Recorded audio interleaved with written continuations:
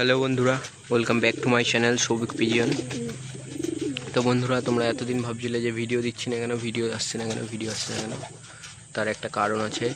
কারণটা হচ্ছে আমার লফটে কিছু আপডেট হয়েছে, লফটের আর কি। তো সেই জন্যই ভিডিও করতে পারছিলাম না, খুব ব্যস্ত ছিলাম লফটটাকে গুছাতে। তাও এখনও ঠিকঠাক গুছিয়ে উঠতে পারিনি। তাও কোনো রকম ভাবলাম তোমাদের সাথে শেয়ার করি, অনেকদিন ভিডিও ছাড়া হয় না তাই। তো আমি একটা নতুন কেজ নিয়েছি, ঠিক আছে, যেটার মধ্যে এখন পায়রা শিফট করছি।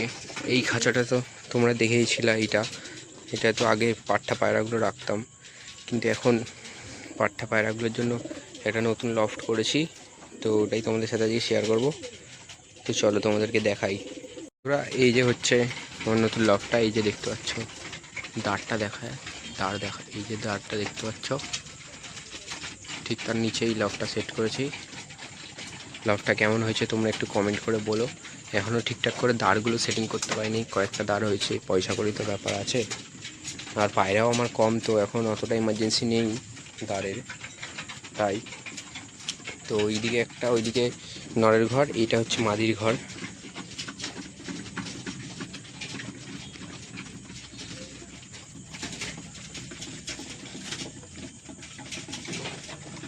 লফটটা কেমন হয়েছে তোমরা একটু কমেন্ট করে জানিও। আর এবার দিয়ে পার ডে ভিডিও দেওয়ার চেষ্টা করব, ঠিক আছে। এই দেখতে পাচ্ছি তাওয়া, এই দাঁড়, তার নিচে এরকম লকটা সেট করেছি। আর তার অপোজিট দিকেই এই লকটা সেট করেছি। এটা হচ্ছে ধাড়ি পায়রার নর্মাদি রাখা থাকবে। আর এইদিকে তোমার খোপটা রয়েছে, ঠিক আছে। খোপটায় এখন সিঙ্গেলই থাকবে, এরকম ফাঁকা দেখতে পাচ্ছ, এদিকেও ফাঁকা, এরকম ফাঁকাই থাকবে। এখন বাচ্চাটা তুলবো না, শীতের মাঝামাঝি থেকে বাচ্চা তুলবো। তো ভিডিওটা কেমন লাগলো, আর বিশেষ করে এই লফটা কেমন লাগলো নর্মালি পাঠটার জন্য, সেটা কমেন্ট করে জানিও।